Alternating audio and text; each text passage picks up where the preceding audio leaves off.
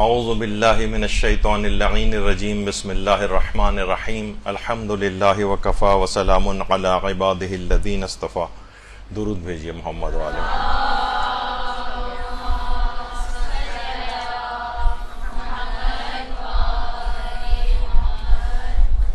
ذاکرات کے حوالے سے ایک موضوع ہمیشہ ہر سال ہم اس کے اوپر لیتے ہیں کہ مراسم عزاداری اور اس کے فقہی احکام کیا ہیں. اصل میں دیکھیے، جب بھی آپ ذاکری کریں گی تو ذاکری کرنے کے بعد اگر رٹی رٹائی مجلس کی حد تک پڑھنا ہے تو پھر تو اتنا مسئلہ نہیں ہوتا ہے، لیکن ذرا سا بھی اگر علمی گفتگو ہو تو ذاکرہ سے کچھ نہ کچھ سوالات کیے جاتے ہیں. کچھ مراسم عزاداری سے متعلق فقہی احکام پہ سوالات ہوتے ہیں، کچھ تاریخی باتوں کے حوالوں سے سوالات ہوتے ہیں، تو ان کا آپ کو علم حاصل کرنا بہت ضروری ہے.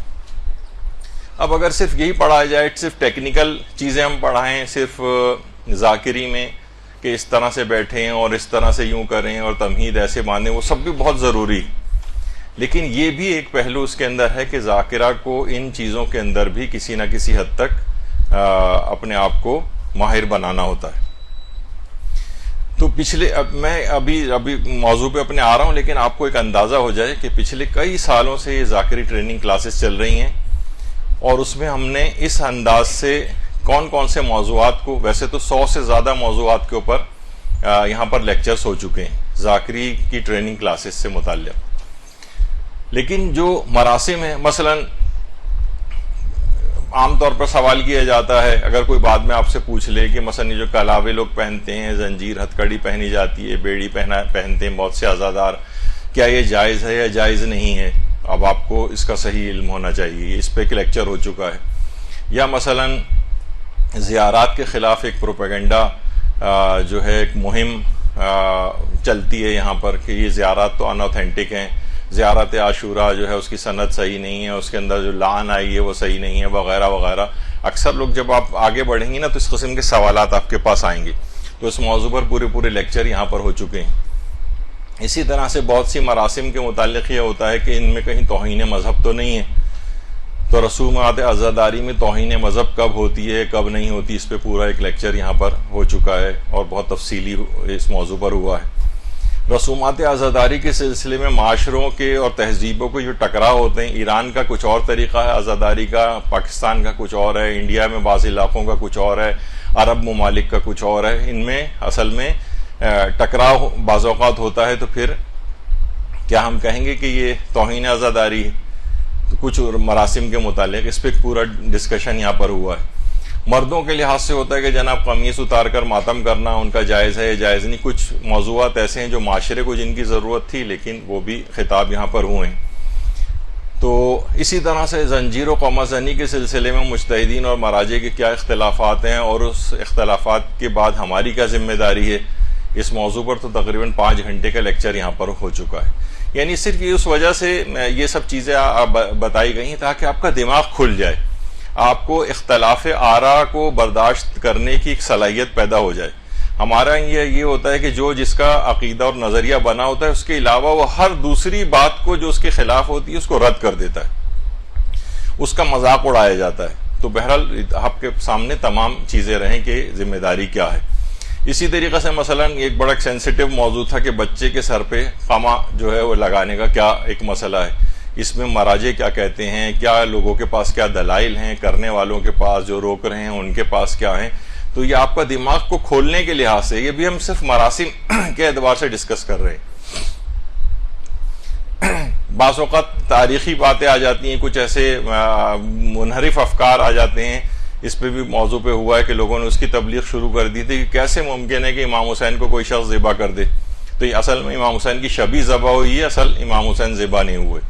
ان سب کے جوابات جو ہے یہاں پر پچھلے سالوں میں آ چکے ہیں. جعفر جن کے واقعے کی حقیقت کیا ہے، اس موضوع پر جو علماء ہیں ان کے نظریات کیا ہیں، تاریخ میں کیا چیز آئی ہے، یہ سب سوالات ہیں جو آپ اگر ذرا سا بھی جب اس میں آگے بڑھیں گے نا تو اس سوالات سے آپ کا واسطہ پڑے گا.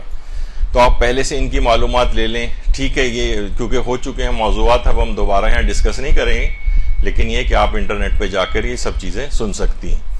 کربلا میں شیر فضہ کی جو روایت ہے کہ پامالی سے بچایا تھا شیر نے، آ کر شیر کو بلایا تھا، تو اس سلسلے میں بھی جو روایات ہیں اس کا پورا ایک تجزیہ کیا گیا ہے۔ اسی طرح سے مثلا حضرت زینب کے چوبے محمل سے پیشانی زخمی کرنے کی روایت کا تجزیہ، کہ انہوں نے 11 محرم کو جب قافلہ چل رہا تھا اور سر امام حسین نیزے پہ دیکھا تو چوبے محمل سے پیشانی سر ٹکرا کر اور انہوں نے زخمی کر لی تھی۔ اس پہ ایک پورا روایت کا تجزیہ، ایک تاریخی بات ہے۔ لوگ بہت آپ سے آ کر پوچھیں گے یہ ہوگا کہ جناب وہ تو بیک اجاوا کی جو ہے اونٹوں کے اوپر سوار تھے، تو یہ تو محمل وہاں پر کہاں سے آ گئی تھی، اور تو اس کے پورا ایک ڈسکشن اس کے اوپر ہوا ہے 3 گھنٹے کا، لیکن اس کے اندر اتنے ضمنی چیزیں بیان ہوئی ہیں کہ وہ بہت سارے تاریخی باتیں آپ کو کور ہو جائیں گی۔ اسی طریقے سے ایک حضرت قاسم کی عقد جو ہے وہ کربلا میں ہوا تھا یا نہیں ہوا تھا، دونوں طرف کے کیا دلائل ہیں، کیسے رد کریں گے، یہ سب بھی جب بھی آپ کو بھی جائیں گے، اور ظاہر ہے کہ ہر جگہ پر حضرت قاسم کی مہندی جو ہے وہ نکلتی ہے، تو یہ والا سوال اس کے اندر اٹھتا ہے، آپ سے پوچھا جائے گا، اب آپ کے پاس یہ ساری انفارمیشن ہونی چاہیے۔ حضرت قاسم کی جو رسم مہندی ہے اس کی شرعی حیثیت کیا ہے؟ سارے علماء نے جائز ہونے کے فتوے دیے ہیں، تو پھر لوگ تو کہتے ہیں کہ مہندی اس طرح سے نکلنا تو یہ تو انڈیا پاکستان کے اندر ہے، عربوں میں تو اس طرح نہیں ہوتا تھا، تو اس میں پورے دلائل سے چیزوں کو سامنے رکھا گیا ہے کہ یہ چیز کس طرح سے فقہاء نے جائز قرار دی ہے۔ اسی طرح سے مثلا خاک شفا کے اوپر کچھ اعتراضات ہوتے ہیں، اس سلسلے میں بھی درس ہوا۔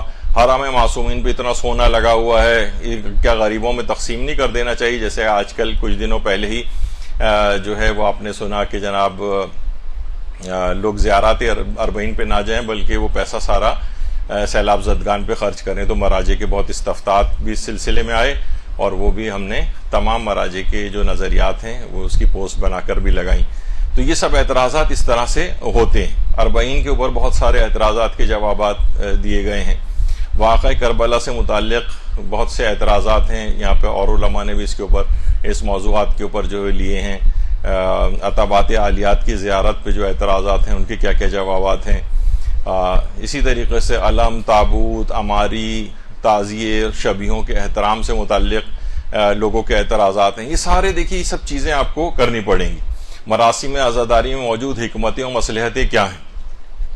کیوں زنجیریں پہنی جاتی ہیں؟ کیوں اس طرح کے اتنے بڑے بڑے علم بنائے جاتے ہیں؟ ایک تابوت سے بھی کام چل سکتا ہے، تو یہ 72 تابوت بنانے کی کیا ضرورت ہے؟ تو یہ سب حکمتیں ہیں، اس کے پیچھے یہاں درس ہوئے ہیں۔ ابھی کچھ ہی دن بعد 9 ربیع الاول آئے گی، تو عید زہرا کے اوپر بہت اعتراضات جو ہیں وہ ہوتے ہیں، ان کے سب اعتراضات اور ان کے جوابات یہ سب پچھلے موضوعات رہے ہیں۔ ذاکر اور ذاکرہ بننے کے کامیاب اصول، اس پہ کئی لیکچرز ہو چکے ہیں، اور مجالس میں شرکت کے آداب کا پہ ہو چکا ہے، اور ظالم جو مقدس مقامات پر دفن ہوئے ہیں ان پہ کیا ان کا فائدہ ہے ان لوگوں کو۔ اسی طرح سے مثلا عزاداری کے لباس کے فقہی احکام اور ان کے اعتراضات کے جوابات، یہ سب یہاں پر موضوع۔ اسی طرح مجلس اعضاء کی تبرک کے جو فقہی احکام ہیں اور ان پہ جو اعتراضات کیے جاتے ہیں ان کے جوابات یہاں پر دیے گئے ہیں۔ کیا معصومین مجالس اعضاء میں حاضر ہوتے ہیں، شرکت کرتے ہیں، نہیں شرکت کرتے ہیں، اس کے پیچھے دلائل کیا ہیں، وہ اس موضوع پر یہاں پر ہو چکا ہے۔ امام حسین کے غم میں خاک آلود ہونا جائز ہے یا جائز نہیں، ان سب پہ 1.5 2 3 گھنٹے کے درس موجود ہیں۔ شبیہ ذوالجناح پہ اعتراضات کے جوابات کے حوالے سے ہے، اور اسی طریقے سے کیا آگ پہ ماتم کرنا جائز ہے یا جائز نہیں ہے۔ تو یہ سب چیزیں دیکھیے کیا ہیں، اور روز عاشورہ اور محرم سے متعلق فقہی احکامات، یہ سب آپ کے سامنے میں نے ایک نقشہ اس وجہ سے کھینچا کہ آپ یہ بس سوچ کے نہ رہ جائیں کہ بہت ساری چیزیں تو ہمیں پڑھائی نہیں گئی ہیں۔ یہ سب آلریڈی ان موضوعات کے اوپر، اور میں نے آپ کو بتایا کہ 100 سے زائد موضوعات پر یہاں پر لیکچرز اس دوران دیے گئے ہیں ذاکرات کی ٹریننگ کے حوالے سے۔ اچھا، اب آج کا جو ہمارا موضوع ہے یہ اکثر آپ دیکھیں گے کہ بہت ساری چیزیں اس میں ایسی آئیں گی کہ جو معاشرے کے اندر بہت زیادہ مسکنسیپشنز ہیں۔ ان میں ایک ہے روز عاشورہ سلام کرنا اور مصافحہ کرنا، یہ کیسا ہے؟ اچھا، اب روز عاشورہ سلام کرنا اور مصافحہ کرنا،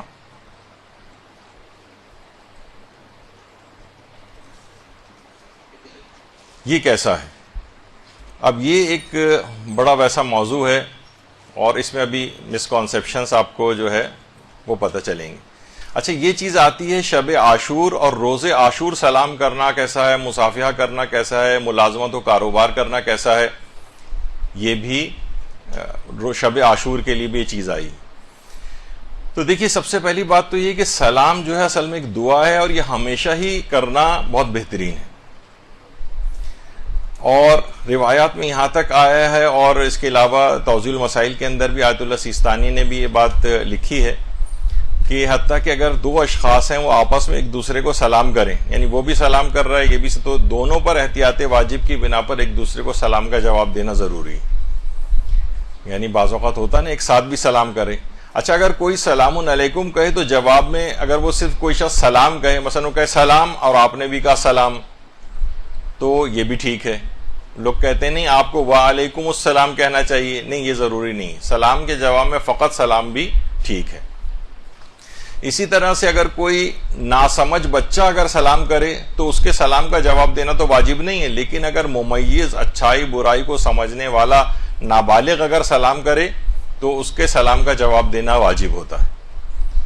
تو یہ اصل میں یہ کچھ فقہی مسئلے اس وجہ سے آپ کو بتائے جا رہے ہیں تاکہ آپ کو اندازہ ہو کہ اس میں کتنی فقہ کے اندر یہ مسائل پیش آ رہے ہیں لوگوں کو.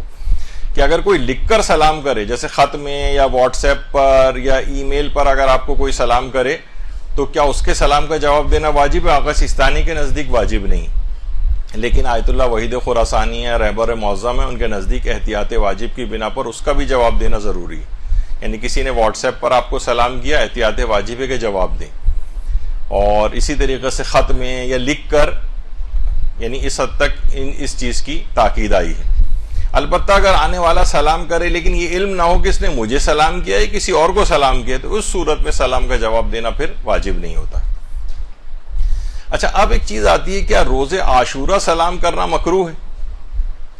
لوگ اکثر دیکھا گیا ہے اس کے اندر کہ لوگ اس دن سلام بھی نہیں کرتے ہیں, اور اگر کوئی سلام کرے تو اس کا جواب بھی نہیں دیتے, بلکہ بعض بزرگ تو بہت ناراض ہوتے ہیں. اول تو کسی نے ان کو سلام کیا تو وہ سلام کا جواب نہیں دیا, بلکہ ناراض ہوئے کہ کیا تم کو پتہ نہیں کہ آج روز عاشور ہے اور اس دن سلام نہیں کرنا چاہیے.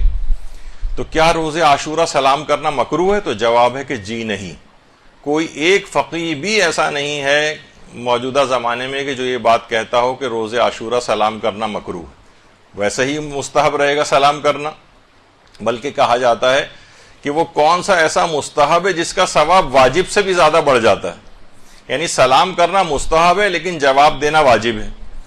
تو واجب کا جو وہ ہے ثواب وہ تو ہمیشہ زیادہ ہوتا ہے, لیکن ایک مستحب ایسا ہے, بلکہ دو ایک مقامات اور بھی ہیں, لیکن سلام کرنا ایک ایسا ہے کہ جس میں اس کا ثواب واجب سے بھی بڑھ جاتا ہے. روایت میں حضرت امیر المومنین علی ابن ابی طالب علیہ الصلوۃ والسلام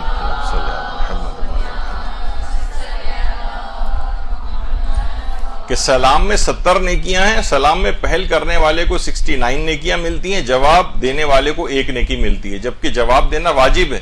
واجب کا ثواب کم ہے, مستحب کا ثواب بڑھ گیا ہے. اس حد تک اس کی تاکید آئی. تو سلام کرے تو ہر شخص کو جواب دینا ہے, حتیٰ کہ نماز کے دوران بھی اگر کوئی شخص سلام کرے تو اس کا بھی جواب دینا واجب ہو جاتا ہے. نماز کے دوران بھی مثلا کسی نے آ کر سلام کیا تو اچھا جس الفاظ میں سلام کرے گا اسی الفاظ میں آپ کو جواب دینا پڑے گا. مثلا اس نے کہا سلام تو آپ بھی جواب میں کہیں سلام. اس نے کہا وہ کہے السلام علیکم, آپ بھی جواب میں السلام علیکم. وعلیکم السلام نہ کہیں. جو الفاظ اس نے کہیں اسی میں اس کا جواب دینا واجب ہوتا ہے. نماز کو روک دیں, اس کا جواب دیں, اور پھر نماز کو وہیں سے کنٹینیو کریں کہ جہاں سے چھوڑی تھی آپ نے. اچھا اب روز عاشورہ ایک رائج غیر شرعی کام کیا ہو گیا ہے کہ لوگ چلیں سلام کرنا تو ویسے ہی مستحب ہے لیکن جواب سلام نہیں دے رہے ہیں, جو کہ ایک واجب ہے, یعنی حرام کام کا ارتکاب اس میں ہو جاتا ہے. جواب دینا تو ہر صورت میں واجب ہے. تو بہرحال سلام کی حد تک یہ رہا کہ اس بات کو بالکل بھی وہ نہیں کرنا چاہیے اور اس کو تبلیغ کرنی چاہیے کہ سلام کیا جا سکتا ہے. بالفرض اگر سلام اگر نہیں بھی کریں تو کم سے کم جواب دینا تو واجب ہے. مثلا لوگ ریفلیکسلی بھی بھول جاتے ہیں, سال میں ظاہر عاشورہ ایک ہی دن آتا ہے, اور وہ کسی بھی بزرگ کو دیکھ کر السلام علیکم کہہ دیتے ہیں، تو وہ بزرگ واجب ہے یا کسی بھی شخص پر کہ وہ سلام کرے. اگر کوئی شخص تو سلام کا جواب دے، حتیٰ کہ نماز میں بھی سلام کرے تو جواب دینا واجب ہے. اگر کوئی شخص جواب نہ دے تو گناہگار ہوگا، اور البتہ نماز اس کی ٹھیک رہتی ہے. تو سلام کی حد تک بات ہوئی. اب اس کے بعد آتا ہے کیا روز عاشورہ مصافحہ کرنا، ہاتھ ملانا، ہینڈ شیک، کیا یہ کیا جا سکتا ہے؟ کیا یہ بھی مکروہ ہے؟ تو دیکھیے ایک بات یہ ہے کہ سب سے پہلے تو یہ بات یاد رہے، دیکھیے مصافحہ جو ہے اس کی تعریف یہ کی جاتی ہے مصافحے کی کہ اس میں جو ایک صفحہ ہتھیلی ہے اس کا دوسری صفحہ ہتھیلی سے ملنا، اور چہرے کو چہرے کے سامنے رکھنا، اور عزت اور اکرام میں دوسرے کے لیے اس سے ہاتھ ملانا، یعنی یہ مصافحہ کہلاتا ہے. مصافحہ صفحہ سے ماخوذ ہے، یعنی اس کے معنی رخ کے ہیں، رخ مصافحے کو جو کہا جاتا ہے. اچھا ایک تو چیز ہوتی ہے مصافحہ، ایک ہوتا ہے معانقہ، عام طور پہ گال سے گال جو ملائے جاتے ہیں، لوگ اس طرح سے بھی ملتے ہیں، گلے مل رہے ہوتے ہیں. اور ایک ہوتا ہے یہ مذاق کی حد تک کہ مباطنہ. مباطنہ اصل میں لوگ مذاق میں علماء حضرات کہتے ہیں کہ ایک تو ہوتا ہے مصافحہ، ہاتھ ملانا، گلے لگنا، معانقہ، اور مباطنہ یعنی بہت سے افراد ہوتے ہیں ان کے پیٹ بہت بڑے بڑے ہوتے ہیں، تو جب وہ گلے ملتے ہیں تو اصلاً پیٹ مل رہا ہوتا ہے ان کا، اس کو مباطنہ کہتے ہیں، بطن کا ملنا آپس میں. تو بہرحال یہ مصافحہ اور معانقہ. اچھا پھر ایک اور چیز بھی ہے، کیا نماز جماعت کے بعد مصافحہ کرنا بدعت ہے؟ بہت سے لوگ یہ کہتے ہیں کہ بھئی یہ نماز جماعت ہو گئی، اس کے بعد سب لوگ ایک دوسرے سے ہاتھ ملاتے ہیں رائٹ اور لیفٹ، یہ تو بدعت ہے. یہ بھی ایک چیز آج کل اٹھنے لگی ہے. تو علماء اور مراجع نے کہا کہ بالکل بدعت نہیں ہے، اور آغا خوئی نے بھی کہا کہ رجاء مطلوبیت کی نیت سے یعنی امید ثواب میں ہاتھ ملائے جا سکتے ہیں، کیونکہ انہوں نے کہا ہے کہ مصافحے کے بے پناہ فوائد ہیں، اور بعض جہاد سے تو یہ مستحسن اور بہتر ہے کہ انسان مصافحہ کرے. جیسے کہا جاتا ہے گناہ جھڑنے لگتے ہیں. روایت میں پیغمبر اسلام ختم مرتبت صلی اللہ علیہ وآلہ وسلم فرماتے ہیں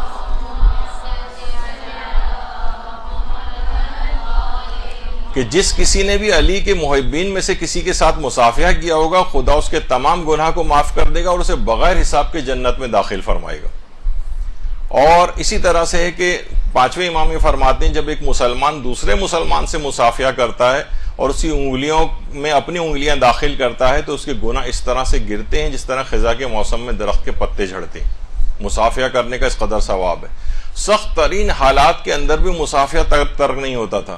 چھٹے امام فرماتے ہیں کہ جب مسلمان حضرت رسول خدا کے ہمراہ کسی جنگ میں جاتے ہوئے گھنے درختوں والی جگہ سے گزرتے تھے اور پھر جدا ہونے لگتے تھے تو ایک دوسرے کو دیکھ کر آپس میں مصافحہ کرتے تھے. جنگ کے سخت ترین دور میں بھی مصافحے کو ترک نہیں کیا جاتا تھا، اور مصافحے سے کینے اور دشمنی ختم ہوتی ہے. پیغمبر نے یہ بات بھی جملے ارشاد فرمائے کہ آپس میں مصافحہ کیا کرو کیونکہ مصافحہ کینہ اور غصے کو دور کرتا ہے. اتنے فائدے ہیں. اس سے تکبر ٹوٹتا ہے. مصافحے سے امیر و غریب کا فرق ختم ہوتا ہے.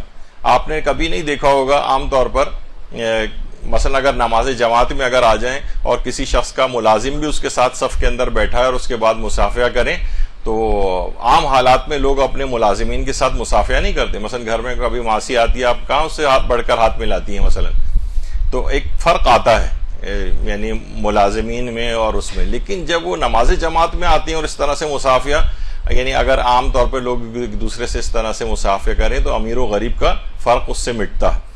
اچھا یہ بات بھی کہی جاتی، کچھ باتیں ضمنی آ جاتی ہیں بیچ میں، تو میں وہ بھی بیان کر دیتا ہوں.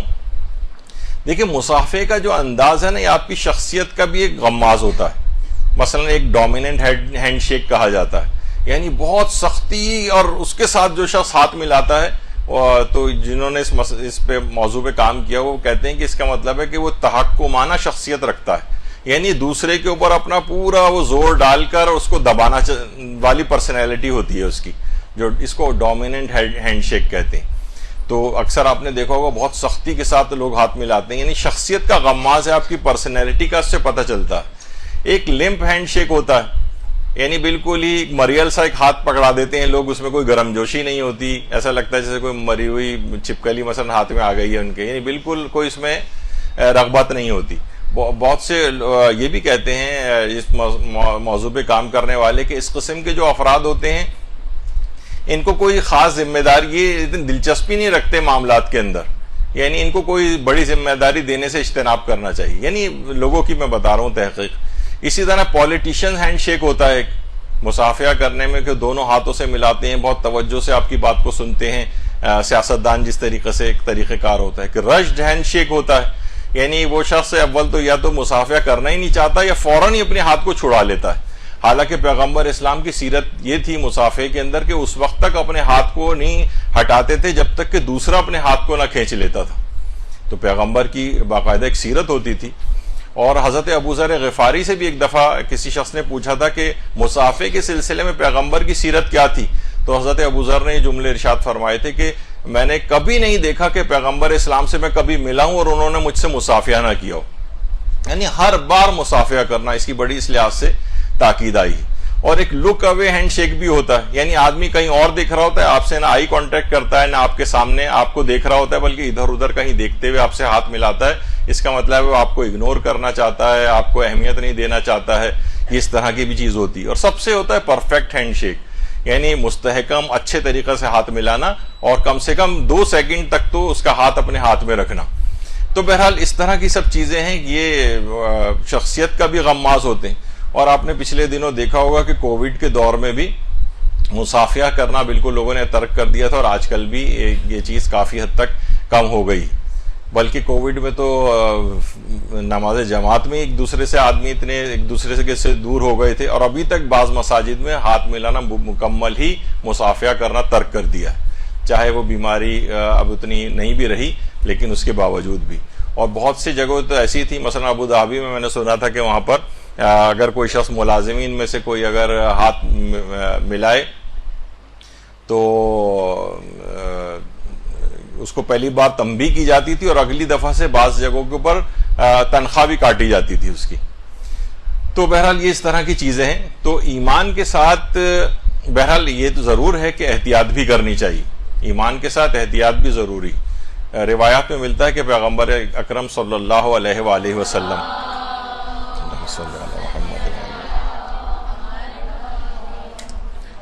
ان کے پاس بھی ایک شخص آیا تھا کوڑی، یعنی جو لیپروسی، یعنی جو کوئی اس طرح کے لگنے والی بعض بیماریوں کو کے لحاظ سے بھی یہ بات کہی جاتی ہے۔ تو پیغمبر اکرم نے اس کو قریب بھی آنے نہیں دیا تھا، وہ اس سے نہ مصافحہ کیا تھا اور نہ اس سے بیعت لی تھی، ہاتھ پہ ہاتھ مار کے بیعت لی جاتی تھی، وہ بھی پیغمبر نے نہیں لی۔ یعنی ایمان کے ساتھ ساتھ بہرحال جب اس کی ضرورت ہو تو احتیاط بھی کرنی چاہیے، اور لیکن جب وہ احتیاط کی ضرورت نہ ہو اس کے بعد پھر مصافحہ کو کرنا بھی چاہیے۔ اسی طریقے سے نماز جماعت میں اختتام نماز پر مصافحہ کرنا، یہ بھی آج کل رائج ہے۔ کیا تعقیبات نماز میں مصافحہ شامل ہے؟ جماعت ختم ہو گئی اس کے بعد مصافحہ کریں؟ تو دیکھیے یعنی تعقیبات نماز میں، یعنی ادھر نماز ختم ہوئی، لوگ حتیٰ کہ پچھلے والی صف والوں سے بھی ہاتھ ملاتے ہیں، تو تعقیبات نماز میں تو چیز شامل نہیں ہے، اور نہ کسی الگ سے کسی روایت کے اندر یہ چیز آئی ہے۔ لیکن یہ بہت ساری چیزیں ایسی ہیں کہ آغا سستانی بھی فرماتے ہیں ایسی کوئی دلیل موجود نہیں ہے کہ روز عاشورہ مصافحہ نہ کیا جائے۔ مصافحہ کرنے کے کتنے فوائد آپ نے ابھی سنے، تکبر دور ہوتا ہے، اور انسان کے گناہ جھڑتے ہیں، اور کتنی اس میں اہم باتیں۔ تو آیت اللہ سستانی فرماتے ہیں ایسی کوئی دلیل ہمارے پاس نہیں ہے کہ روز عاشورہ مصافحہ نہ کیا جائے، یعنی روز عاشورہ بھی انسان مصافحہ کر سکتا ہے، اس میں کوئی ممانعت والی بات نہیں ہے۔ سلام کا تو آپ نے سنا کہ سلام بھی کرنا مستحب رہے گا روز عاشور، اور جواب دینا تو واجب ہے۔ اور مصافحہ کرنے کے متعلق بھی آقا سستانی فرماتے ہیں ہمارے پاس کوئی ایسی دلیل نہیں کہ روز عاشورہ مصافحہ نہیں کیا جائے یا روز عاشورہ مصافحہ کرنا مکروہ، ایسا نہیں۔ آیت اللہ تقی مدرسی فرماتے ہیں کہ مصافحہ اصل میں مظاہر فرح و سرور و خوشی میں داخل نہیں، یعنی جو آپ ایک دوسرے سے ہاتھ وغیرہ ملاتے ہیں تو یہ کوئی خوشی کی علامت نہیں ہے کہ کوئی بہت شخص، حتیٰ کہ گلے لگنا بھی خوشی کی علامت نہیں۔ آپ نے دیکھا نہیں موت ہوتی ہے تو لوگ جا کے اس سے گلے ملتے ہیں، یہ کوئی خوشی کے اندر تو گلے نہیں ملتا ہے، تو گلے لگنا بھی خوشی کی علامت نہیں ہے، اور ہاتھ ملانا مصافحہ کرنا یہ بھی خوشی کی علامت نہیں ہے۔ ہاں اگر یہ خوشی کی علامت ہوتی کہ بہت فرحت اور خوشی کی علامت کے طور پر انسان ہاتھ ملا رہا ہے اگر، تو پھر شاید یہ والا مسئلہ اس کے اندر آتا کہ کراہیت اس میں ہوتی۔ اور آیت اللہ وحید خراسانی بھی اس سلسلے میں یہی فرماتے ہیں کہ مصافحہ کرنا یہ اگر فرحت و خوشی کی علامت نہ ہو تو روز عاشورہ اس میں بھی کرنے میں کوئی حرج نہیں ہے، مصافحہ کرنے میں بھی۔ اچھا، بعض غیر شیعہ متعصب افراد کا طریقہ یہ ہے کہ خوشی سے مل رہے ہوتے ہیں، اس دن خاص بنو امیہ نے خوشی کا دن قرار دیا تھا اور اس میں ایک دوسرے سے اس انداز سے مصافحہ کرتے تھے خوشی میں۔ یہاں پہ بھی آپ نے دیکھا ہوگا کہ بہت سے علاقوں کے اندر اب تو اتنا نہیں رہا کہ وہ رنگ برنگی تلواریں لے کے اور وہ روڈوں کے اوپر بعض اوقات نکل رہے ہوتے ہیں اور ناچ رہے ہوتے ہیں، ڈانس کر رہے ہوتے ہیں، اس طرح کی چیزیں پتہ نہیں کہاں سے وہ چیزیں آئی تھیں، بہرحال اب اتنی زیادہ معاشرے میں شاید نظر نہیں آتی۔ تو غیر شیعہ جو متعصب افراد ہیں وہ اگر فرحت و خوشی کے طور پر اس دن مصافحہ کر رہے ہیں تو ان سے تو آپ ترک کریں، اور ایسے افراد عام طور پر عاشوروں میں ایسے نظر بھی نہیں آتے ہیں۔ اچھا، البتہ کچھ علماء نے یہ بات کہی کہ اگر ترک مصافحہ علامت حزن و غم شمار ہو، یعنی ہم جو ہاتھ نہیں ملا رہے ہیں کسی سے، تو کسی علاقے کے اندر اگر یہ عزاداری کی علامت کے طور پر ہو، بھئی ہم اس وجہ سے ہاتھ نہیں ملا رہے ہیں آج کہ آج غم امام حسین میں ہے، عاشور کا روز ہے اور آج امام حسین شہید ہوئے، اس وجہ سے ہم ہاتھ نہیں ملا رہے، تو اس سلسلے میں پھر آیت اللہ شیخ جواد تبریزی یہ فرماتے تھے کہ اگر کسی علاقے میں یہ علامت رنج و غم و حزن شمار ہو اور یہ عزاداری کے میں شمار کی جاتی ہو یہ چیز کہ ہم غم عزائے امام مظلوم میں مصافحہ نہیں کر رہے ہیں، تو بہتر ہے کہ پھر نہ کریں۔ لیکن یہ کہ آقا سیستانی جو ہیں وہ فرماتے ہیں کہ نہیں، یہ بہرحال اس کی کوئی دلیل نہیں ہمارے پاس کہ مصافحے کو ترک کریں۔ سلف صالحین سے جو اگر چیز کسی علاقے میں اگر چلی آ رہی ہے تو بعض علماء نے یہ بھی اپنے فتوے میں یہ چیز لکھی ہے کہ اس دن مصافحہ کریں، لیکن مصافحے کے ساتھ اعظم اللہ اجورنا و اجورکم بمثابنا بالحسین، یہ والی جو اس دن جو ذکر ایک پڑھا جاتا ہے، اس ایک دوسرے سے تعزیت کی جاتی ہے، مصافحے کے ساتھ اس جملے کو بھی کر لیا جائے، پڑھ لیا جائے۔ اچھا، اب اگر کوئی مومن جان بوجھ کر یا غلطی سے مصافحے کے لیے ہاتھ بڑھا دے، جان بوجھ کر یا غلطی سے بھی، غلطی تو نہیں کہیں گے، بھولے سے، یعنی اس کو وہ بھول گیا، کہہ رہے آج عاشورہ ہے، لوگ معیوب سمجھ رہے ہیں مثلا ہاتھ ملانے کو، تو مصافحے کے لیے اگر اس نے ہاتھ بڑھا دیا تو اس سے تو پھر ملا لیں، ورنہ یہ کسی بھی شخص کی یعنی جو جس کا بڑھا ہوا ہاتھ ہوتا ہے یہ توہین سے شمار ہوگی کہ وہ آپ خود دیکھیں، کوئی آپ کسی سے ہاتھ بڑھائیں اور وہ ہاتھ نہ ملائے تو پھر آپ ہاتھ نیچے کر لیتے ہیں بڑی خفت میں آ کر، تو بہرحال یہ اس صورت میں تو بڑھا ہوا ہاتھ ملا لینا چاہیے۔ بہت ہوتا ہے مثلا آپ شام غریبہ کی مجلس میں ظاہر جاتے ہیں، وہاں پہ پہلے نماز مغربین ہوتی ہے، تو بعض اوقات پورے سال کا کیونکہ ایک طریقہ کار ہوتا ہے فوراً یعنی لوگوں کے دماغ سے نکل جاتا ہے، بعض اوقات میرے بھی دماغ سے نکلا اور میں نے برابر والے کی طرح مصافحے کے لیے ہاتھ بڑھایا تو انہوں نے بڑے غصے سے مجھے یعنی ایک لحاظ سے دیکھا، پھر میں نے ہاتھ نیچے کر لیا، بہرحال ایک خفت سی مجھے محسوس ہوئی، شاید اور لوگوں کو بھی اس طرح سے ہوتی ہو، تو بڑے ہوئے ہاتھ کو مومن کے نظر انداز نہیں کرنا چاہیے۔ تو بہرحال اس میں جبکہ آپ نے دیکھا کہ اس میں کوئی ممانعت بھی نہیں ہے، کوئی کراہیت بھی نہیں ہے، اور پھر ایک اس کو ایک تکلیف پہنچے کسی مومن کو، تو یہ مناسب نہیں۔ تو بعض ہم نے دیکھا کہ نمازیوں کا یہ نامناسب طریقہ کار ہوتا ہے کہ وہ نہیں کرتے، بڑھے ہوئے ہاتھ کو بالکل نظر انداز کرتے ہیں، بلکہ اس کی طرف دیکھ بھی لیں تو ہاتھ آگے مصافحے کے لیے نہیں بڑھاتے۔ بہت سے لوگ اعتراض یہ کرتے ہیں کہ مصافحہ کرنے سے تعقیبات نماز میں فاصلہ پڑ جاتا ہے، فاصلہ یعنی یہ ہے نا کہ نماز کے فوراً بعد جو ہے تسبیح حضرت زہرا سلام اللہ علیہا پڑھی جائے، اللہم صلی علی محمد و علی محمد۔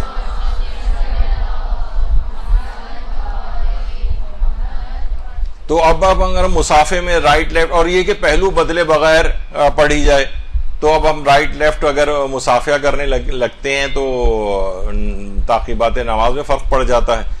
تو اس پہ بھی علماء نے اس کا جواب دیا ہے مراجع نے کہ اتنا کم فاصلہ یہ معنی نہیں ہے، یعنی اتنا کم فاصلہ کہ صرف چند سیکنڈ ہی صرف مصافحے میں لگ رہے ہیں تو یہ تعقیبات نماز میں کوئی رکاوٹ نہیں سمجھی جائے گی اور کوئی حرج اس میں نہیں ہے۔ اور امام خمینی نے تو اپنے فتوے میں ذکر کیا آپ دونوں کام جمع کر لیں، یعنی آپ تسبیحات سے زہرا بھی پڑھتے جائیں اور رائٹ اور لیفٹ جو ہے وہ مصافحہ بھی کر لیں، اس میں کیا فرق پڑتا ہے؟ یعنی اگر آپ اتنا بھی وقت چند سیکنڈ کا بھی سوچتے ہیں کہ میرا اس میں وقت جا رہا ہے تو آپ سیدھے اور الٹے ہاتھ پہ لوگوں سے مصافحہ کرتے وقت بھی اس کو تسبیح کو یا جو بھی آپ تعقیبات پڑھ رہے ہیں اس کے ساتھ بھی انجام دی جا سکتی ہیں۔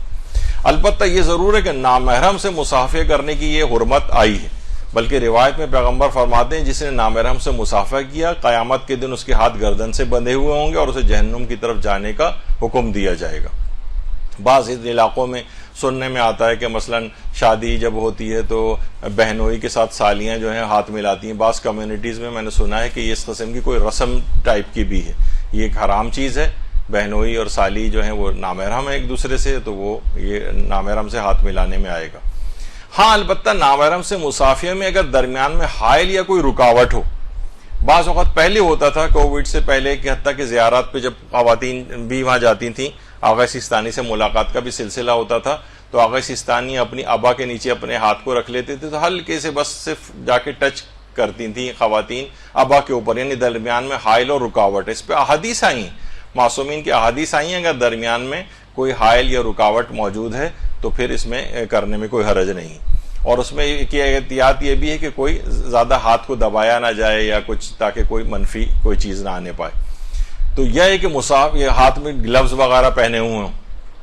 ابھی ملکہ برطانیہ کا کچھ ہی دن پہلے جو ہے موت ہوئی ہے ان کی، تو وہ بھی جب یہاں پاکستان آئی تھیں تو بہرحال ان سے لوگوں نے اس طرح سے ہاتھ، کیونکہ درمیان میں ظاہر ہے کہ اگر دستانے موجود ہیں تو پھر ہاتھ ملانے میں حرج نہیں۔ اسی طریقے سے مثلا ایران میں ایک کچھ ہی عرصے پہلے برطانیہ کی شہزادی نے کسی ایتھلیٹ کو جو دیا تھا، اور اس نے دونوں ہاتھ پیچھے کر لیے اپنے، لیکن ہاتھ نہیں ملایا، اور بتا دیا کہ حکم اسلامی ہے کہ نامحرم سے ہاتھ ملانے کی ہمارے ہاں اجازت نہیں۔ اسی طریقے سے مثلا ایران کے صدر احمدی نژاد وہ خواتین سے ہاتھ نہیں ملاتے تھے، بس دور سے سلام کر لیتے تھے۔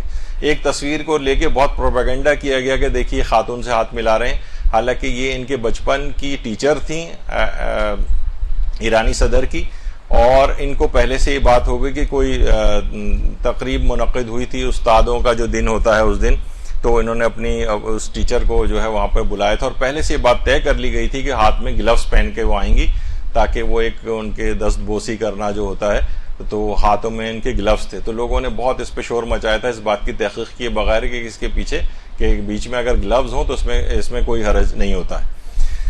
اسی طریقے سے مثلا ڈاکٹر حضرات بھی اپنے پیشنٹ کے ساتھ ہاتھ ملانے کا ان کو ایک ایتھکس کے اندر شمار کیا جاتا ہے، تو اس سے پہلے البتہ سردیاں وغیرہ ہوں تو ہاتھوں کو اپنے وہ رب کر لیں تاکہ وہ گرم، ایسا نہ ہو کہ مثلا ایگزامینیشن بھی پیشنٹ کے اگر کرنا ہوتا ہے اور مثلا پیٹ پہ ہاتھ لگانا ہے، اب نامحرم کے حوالے سے تو نہیں، مگر مرد کا بھی علاج کر رہا ہے، تب بھی پتہ لگا ٹھنڈے ٹھنڈے ہاتھ اس کے پیٹ پہ لگا رہا تھا، تو ویسے ہی مریض اچھل جائے گا، تو اچھا ظاہر ہے کہ اس میں دیکھنا ہے کہ کہیں اس کو ٹینڈرنیس وغیرہ تو نہیں ہو رہی ہے، تو اگر ہم نے ہاتھ لگائے تو ویسے ہی اچھل گیا مریض ٹھنڈک کی وجہ سے۔ جب بھی بہت سارے آفیسز کے اندر جب سردیاں آتی ہیں تو ایک لکھ کے لگا دیا جاتا ہے وہاں پر ایک نوٹس بورڈ پہ کہ ٹھنڈے ہاتھ والے منہ سے سلام کریں، تو بہرحال آگے ہاتھ نہ ملائیں، تو باقاعدہ رب بھی کیا جاتا ہے اس طرح سے۔ تو بہرحال آیت اللہ سیستانی کے سلسلے میں یہ علماء کا ایک وفد جا کر ملا بھی تھا ان سے، انہوں نے بتایا کہ پاکستان میں اس طرح سے ہوتا ہے کہ سلام بھی نہیں کرتے ہیں، نہ جواب دیتے ہیں، اور مصافحہ بھی آپس میں نہیں کرتے ہیں۔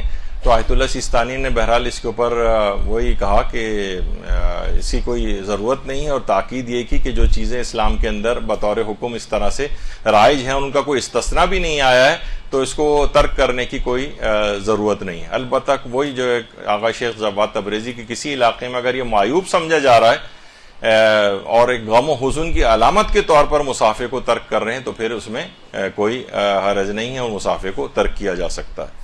دو البتہ حدیثیں اس موضوع کے اختتام پر یہ بیان کر دی جائیں جو پیغمبر اکرم صلی اللہ علیہ وآلہ وسلم نے ارشاد فرمائی کہ جو شخص بھی سورہ سبا کی تلاوت کرے گا قیامت کے دن تمام انبیاء اس کے دوست ہوں گے اور اس سے مصافحہ کریں گے، تمام انبیاء۔ اور اسی طریقے سے 15 شعبان کا بہترین عمل زیارت امام حسین ہے، جس سے گناہ معاف ہوتے ہیں، اور جو شخص یہ چاہتا ہے کہ 1,24,000 پیغمبر اس سے مصافحہ کریں تو وہ کبھی اس رات 15 شعبان کو یہ زیارت امام حسین کو ترک نہ کرے۔ جو نہیں جا سکتا کربلا قبر امام مظلوم میں، تو اپنے گھر کی چھت پر جا کر بھی یہ مختصر ترین السلام علیکہ یا ابا عبداللہ، السلام علیکہ ورحمۃ اللہ وبرکاتہ، بس اتنا بھی کہہ دے تو انشاءاللہ اس کا لازمہ بنے گا کہ اسے خدا کے فضل سے 1,24,000 انبیاء سے مصافحہ کرنا نصیب ہوگا۔ تو روز عاشورہ سلام کرنا اور مصافحہ کرنا بعض اوقات یہ بھی آپ کو اس سلسلے میں فقہی احکام کا پتہ ہونا ہی ضروری تھا، تو وہ آپ کی خدمت میں یہ عرض ہوا۔